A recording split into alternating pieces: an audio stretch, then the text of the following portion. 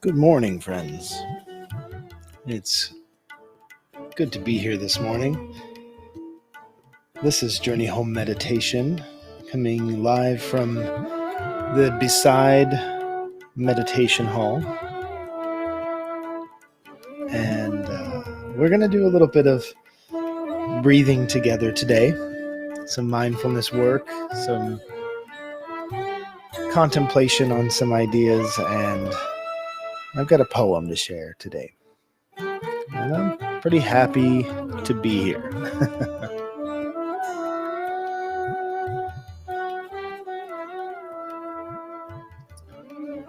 Yesterday, I realized after the sit that I had forgotten to upload the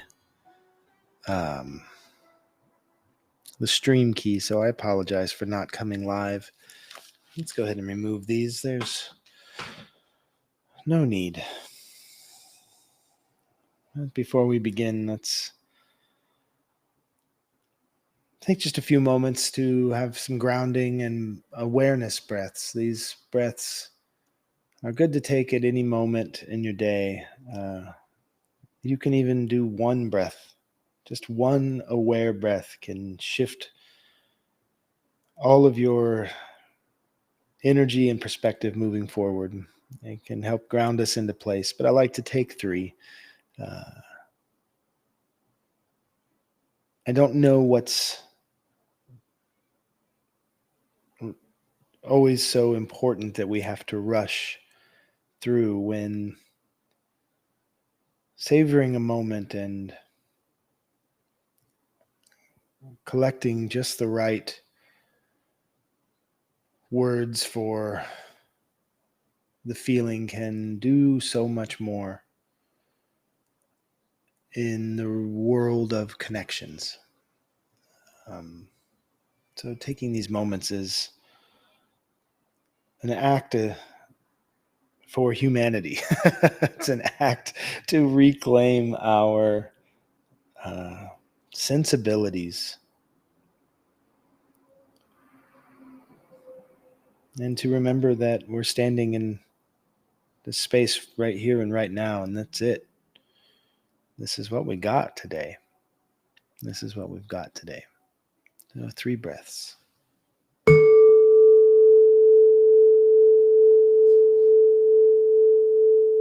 Breathing in and breathing out.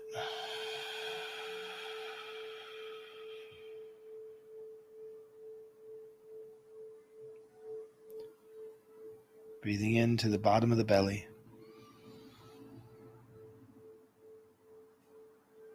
And breathing out.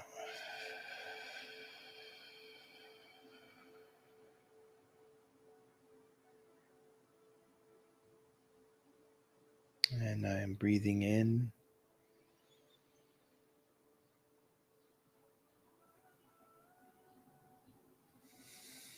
I am breathing out.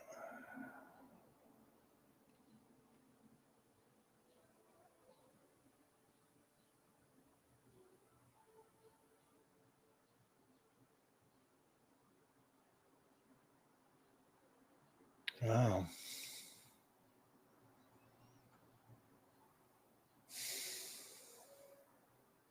I think there was a lot more for me than I thought would be there. One of the things that is really good about one of the things that's really good to have as a part of our practice is body movement. These energies that we feel, these emotions are generating energy. Our body generates a certain amount of energy, and it can look and feel differently depending on where we're at in our connection to our emotional state and how that connects to our ability for our thoughts to help us cope with what's happening in the emotional state. And when things overwhelm our ability to cope, that's when we enter into certain levels of crisis. We don't always think of it as crisis when it's something we enjoy. but having our senses overwhelmed can be jarring to the system. And it can also be quite a lovely way to spend an afternoon,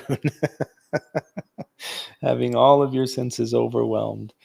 Um, but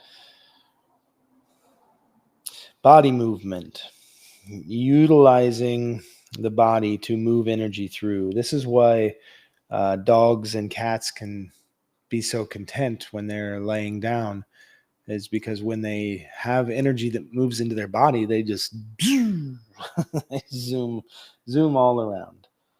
And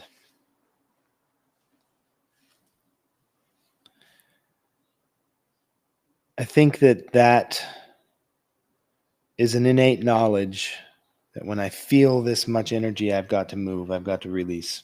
And so just in those 3 breaths, I realized I have this pile of stuff that wants to come with me today. So a little bit of body movement can help. So let's work on that. One of the things that I often do, especially when I'm already seated on my pillow and I'm finding my meditation posture with my body, but I have things that need to move, is I move to different types of pranayama. This is a breath work. Prana is energy or breath, and yama is the restriction. So pranayama means to restrict or to change or to control the breath. And there's different breathing techniques for different desired effects.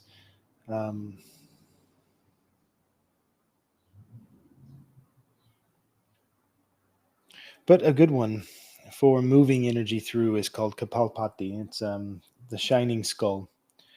And what we're going to do with this breathing technique, and we're just going to do it for 2 minutes. We used to have a tradition here of 2-minute Tuesdays.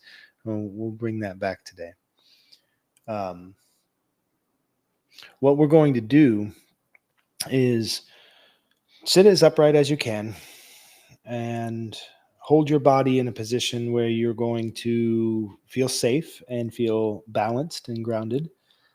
If you are a person who may get dizzy, or you are a person, so you may get dizzy, and you may find yourself feeling a little out of balance, just go back to the regular breath and brace yourself, find yourself a comfortable place to be. I find this practice works best sitting up, not lying down. And this is a practice of forced exhalation and passive inhalation. And really, basically, it looks like this. You're going to sit straight up. You're going to be breathing with your belly. Your diaphragm is going to be doing a lot of this heavy lifting. With the mouth closed, you're going to forcefully exhale out of the nose. So if you've got to get those boogies out, now's a good time to get your boogies out. Which another day we might talk about preparation hygiene for meditation practices, which for myself often includes neti pots to get the boogies out. But you're going to forcefully exhale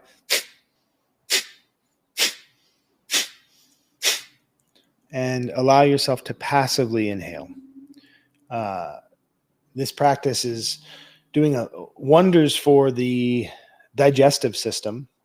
This forceful contraction of the diaphragm is really helping to jostle and move a lot of the internal organs and stimulating pituitary glands, and the solar plexus is being stimulated into what it needs to do to send these signals to the body. And the second thing that we're doing with this is, with the energy that we are calling into, we are pulling it out of our body. We're forcing this this out of our body. It's like getting a little bit of exercise. A couple minutes of Kapalpati is pretty good exercise. You'll feel it in your body.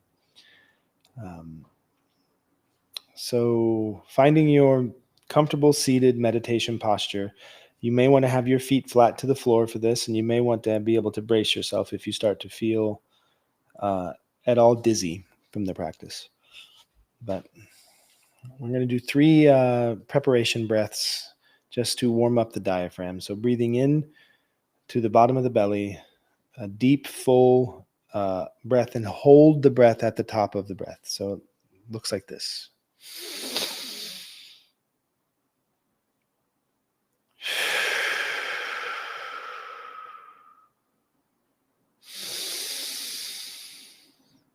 Notice we're breathing into the belly, not the chest.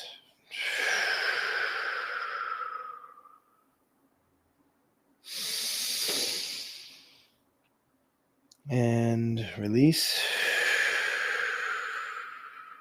You can place one hand on the diaphragm if you'd like, and keep one hand on your lap for balance. And we'll breathe in and begin forceful exhalations from the nose, and we'll just go for a couple of minutes.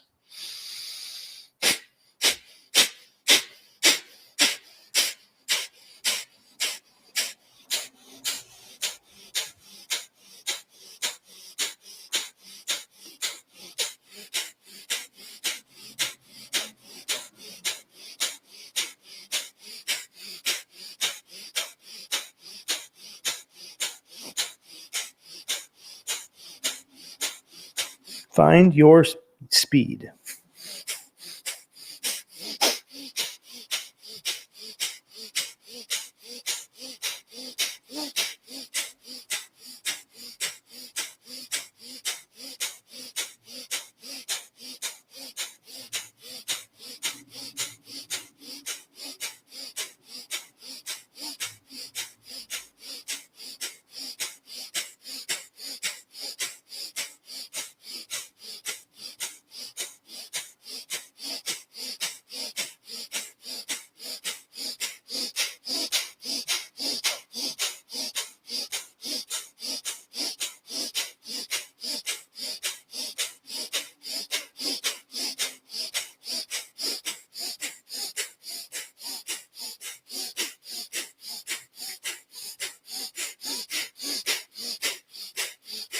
Making sure to relax the body.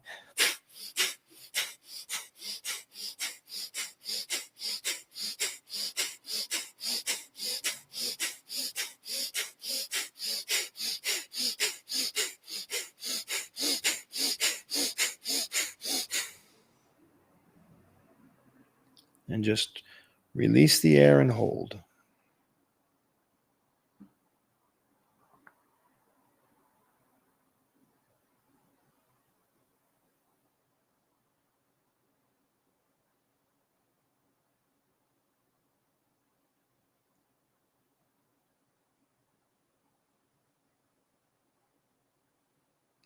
And when you're ready, breathe in.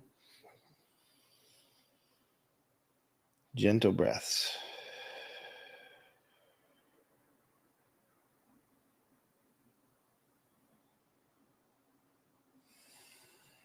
Feel any energy shift that you have in your body. Take a mental note on where the shift is, where you were before. You may not even have been aware of where you were until you have left that space.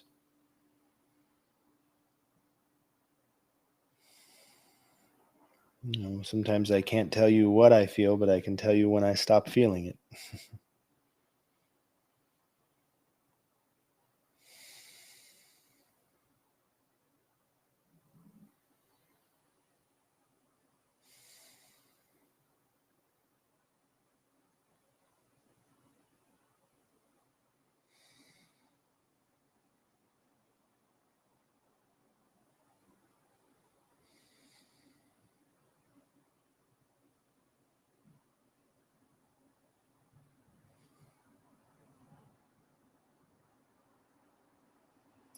Okay. So that's a basic breathing technique to either lift your energy if you are feeling low energy, or to help disperse the energy that you might be feeling. When we did our original 3 breaths, I found that I had this uh, ball of energy that was I've been holding in my chest, and um, I just wanted to move it around. It's not about getting rid of it. It's about letting our bodies evenly carry who we are. Um, and that evenness and carrying, that distribution of weight of it of its own kind. Uh, that's an important tool that we can call upon when we are feeling out of balance or we are feeling off of our center, is to remember that we don't have to carry it all in one place. And that is particularly true with the way that we think about things. We don't have to carry the burden of our own point of view in one way.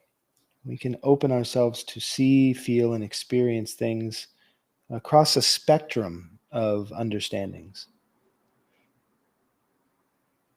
I was thinking about this. I do grief support in groups, and when I facilitate a group, I am also participating in the group. So I have this somewhat unique opportunity that not very many people have, to sit in rooms with so many people who have so many stories of their grief. And I have the opportunity to let this grief of mine and this grief of theirs braid themselves together in this moment. And that weaving creates this new kind of container. And so I feel the ability to be interwoven with so many people. And I've recently done grief support for an entire community of people that are experiencing and have been experiencing a shared tragedy, a shared loss. Um, and in doing this, it brings up a lot of old or existing. I don't want to say old as if it's in the past, because it's not the past, it's our history. History is what we carry with us. The past is something that happened a long time ago. But from the past, we carry history. And there's histories that we carry that sort of pool inside of us in grief. And just recognizing right now, I know that for myself, grief, I tend to feel and carry grief in my chest. I know a lot of other people have spoken to that as well.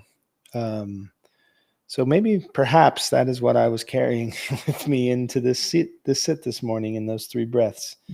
But when we can touch into this collective pool that we are carrying inside of us, a lot of times it all wants to start moving. Things that we've been carrying for a long time that never had an opportunity to be voiced or to be seen or to be understood start to move. And sometimes those voices and those stories are much different than we thought.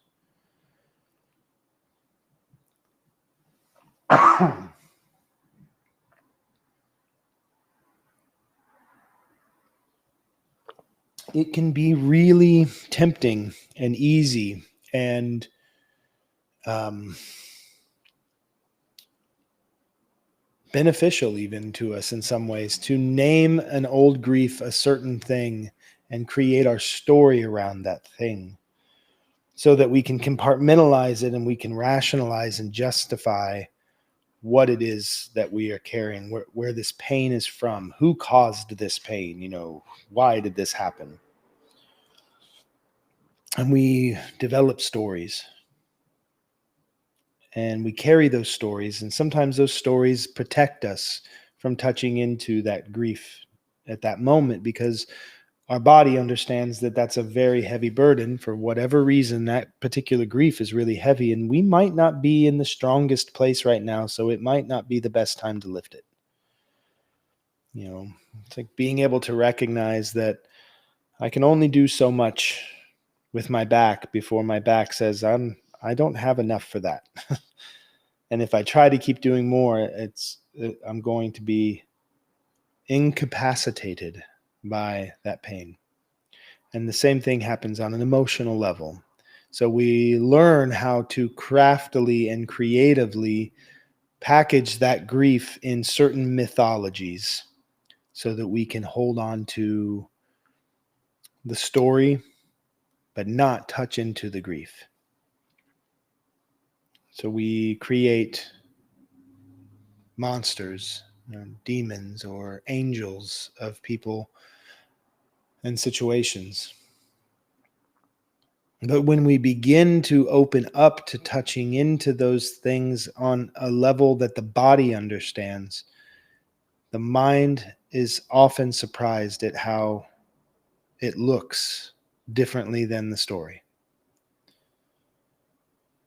And we have to be willing to question our own mythologies. And if we don't, then we are unable to release and to shift into new understandings. And that stagnation, that arrested development, that is us standing in the way of us.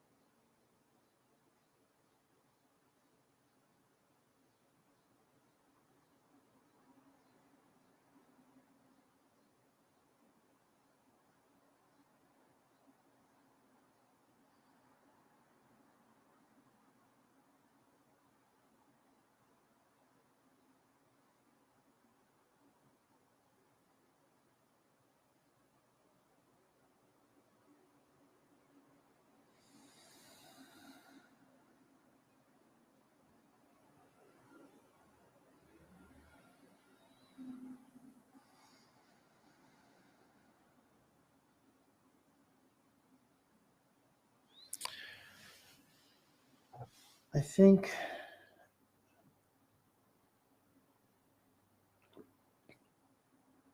we can become tempted to become like pain archaeologists, where we just try to dig for um, answers to the questions of why it is we feel this way. And so we start going in with these sharp tools and pickaxes and we start breaking it all down. But I don't find that to be helpful. I don't find that to be helpful. I think that if we can step into that inner room of our body's memory gently, if we can come into that space with curiosity instead of conquest, and with wonder instead of expectation, we can more easily coax out of their hiding places these small, quiet voices and ask them their stories. And we can listen. And when we hear the stories of what we've been carrying versus the stories of what we've been telling ourselves, it is not gaslighting us out of anything. We are not tricking ourselves into believing we were wrong just for the purpose of punishing ourselves further. We are actively participating in a restorative process with our own sense of safety and care. And restorative processes, they don't work by demanding retribution. They don't work by insisting upon punishment. They work by coming together with an openness and an urge to heal. If the goal is to punish, then you will punish. If the goal is to heal, then you have to put away punishment. It's not going to work. I've never seen it work. I've seen them be side by side. I've seen people punish and at the same time learn to heal. I've seen people who are being punished find their healing. But correlation and causation, it's not the same thing.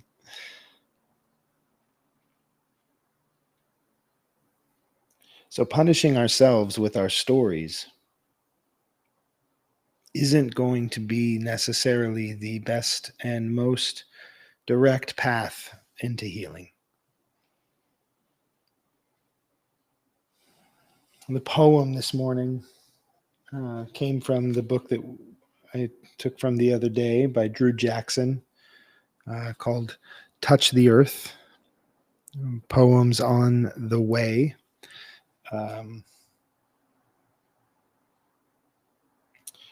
Drew Jackson is a pastor in New York City and a phenomenal poet, as this book clearly illustrates. And so this book, he has taken the book of Luke and he has responded in poems, or maybe even rewritten the book of Luke almost in his poetic voice. And I opened to this poem this morning. I was having these feelings, those things I was carrying I wasn't aware of yet. But I knew that I was having this bigger feeling in my body. And I couldn't find a poem that was speaking to me. I would open all these books. I have all these books, these amazing authors, and it was lovely words, but they just weren't speaking to me. And then I sat down at the table a little exasperated, like, oh, maybe I don't need a poem today for the sit. Maybe nothing is speaking to me because my mind is too cluttered right now. And then I found this book again, and so I picked it up, and this opened up exactly what it is that my mind has been working on doing these grief groups. And this poem is called When the Powers of Heaven Shake. And it's taken from Luke chapter 21, verses 25 through 28 in the Christian Bible. And it begins with a quote. I'm going to have to use my phone light here. I have existed from the morning of the world, and I shall exist until the last star falls from the night. Although I have taken the form of Gaius Caligula, I am all men as I am no man, and therefore I am a god. Caligula, Emperor of Rome. Historical facts regarding the collapse of Rome. Incompetent emperors, climate change, disease epidemics, a weakened army, a crumbling economy. Beside these things, the myth began to lose its power.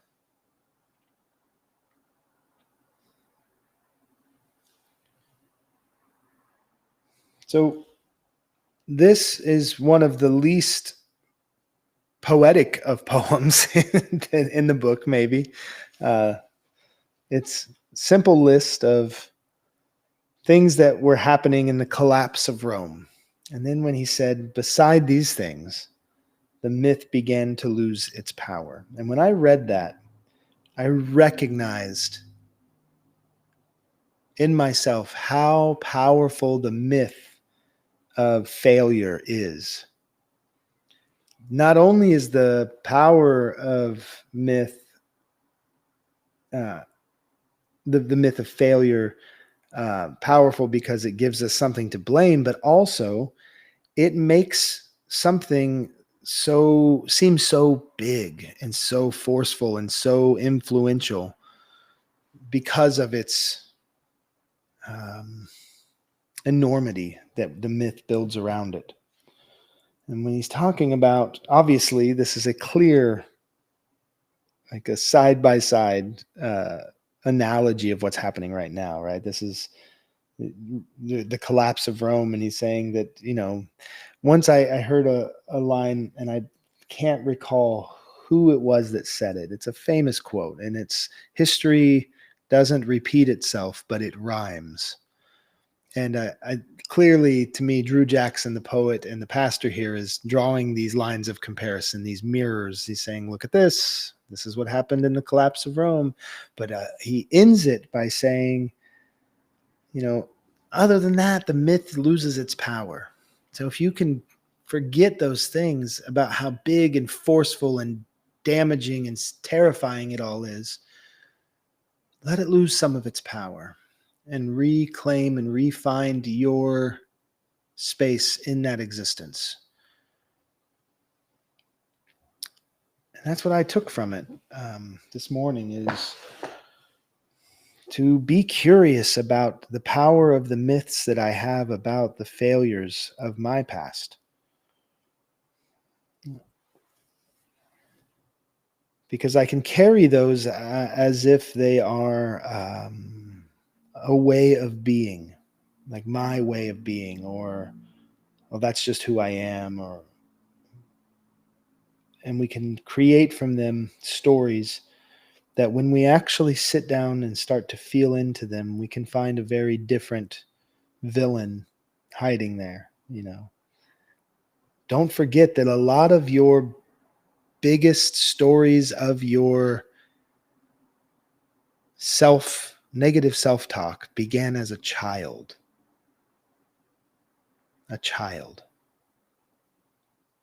So you have this big voice you carry and repeat of your incompetence, or your low self-worth, or your failed responsibility, or whatever it is. And when you think about those words, they feel so big. Oh, you're going to mess this one up too. You always mess this up. You aren't. They probably don't really like you anyway. They just want you around, because they feel bad for you. All those things, those voices seem very large. The myth is huge, right? You've got this emperor who's incompetent, and then you sit with that and you recall, when did I first hear that voice in my body? And you recognize that is not the voice of 46-year-old you or whatever. That is the voice of 7-year-old you. That is a 7-year-old child who learned a lesson and held on to it in their body because they didn't know how to let it go. And they learned it from someone they loved and respected. And they didn't know that they didn't have to learn that lesson from that person. That's a 9-year-old kid there. That's an 11-year-old kid with their heart broken and nobody to mend it. And that voice is what's living inside of you. That's the myth. And when you can go to that voice and it's a child, it's much, much easier to cradle that child and love that child and let them know it's okay to let that go. It's much easier than the mythological beast you have created in your mind that is the voice of your negative self-talk.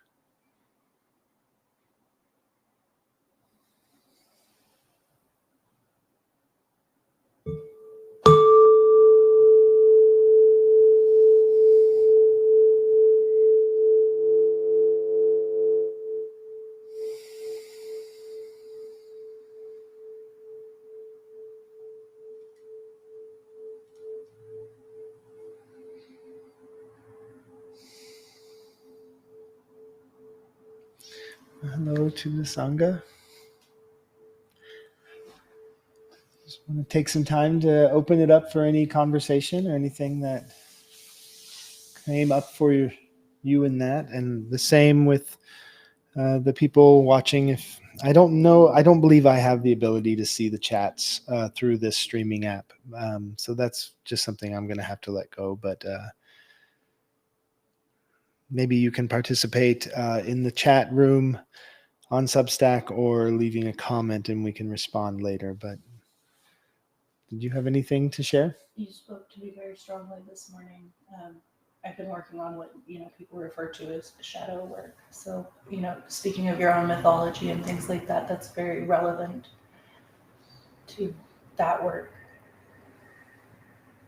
And what are you finding? Peace.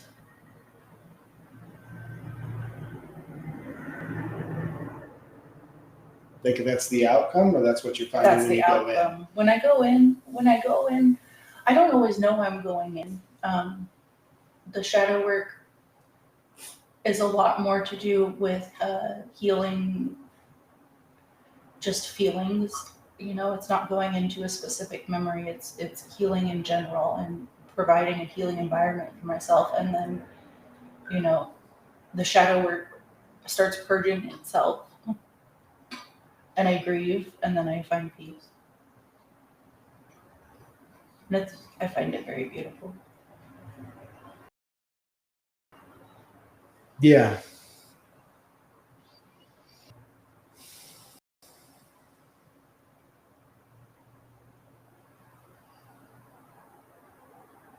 Yeah, working with the shadows. I was raised in a Christian environment, and because of that, there was a lot of emphasis on original sin and guilt and shame, and you had to have your shame. Adam and Eve had to wear clothing to hide their shame. And so there's this built-in kind of teachings that took place in the culture of Christianity that I was raised in, that not only is guilt and shame necessary in God's eyes, it's necessary in our human interactions with each other. So be ashamed of these things. And so this is where the shadow really gets strengthened, right? Any desires that you have that don't fit that mold, they get relegated to the shadows. Any angers that aren't acceptable, which most anger that goes up the hierarchy is unacceptable in our culture. You know, a mom or dad can bark at their child, but as soon as the child barks back, how dare you speak to me that way? Anger doesn't go up the hierarchy; it has to go down. So the kid has to kick the dog. Whatever it is. Like there's an old cartoon I remember of that. The boss yelling at the man yelling at the wife yelling at the child yelling at the dog. These are all products of the shadow being suppressed. And so shadow work, when we begin to do the work, it is that gentle, stepping, loving kindness work. It is coming to meet those shadows and to say, hey, I love you. I love you just the way you are. The voice that we really wanted to hear somebody say to us, like, I love every bit of who you are.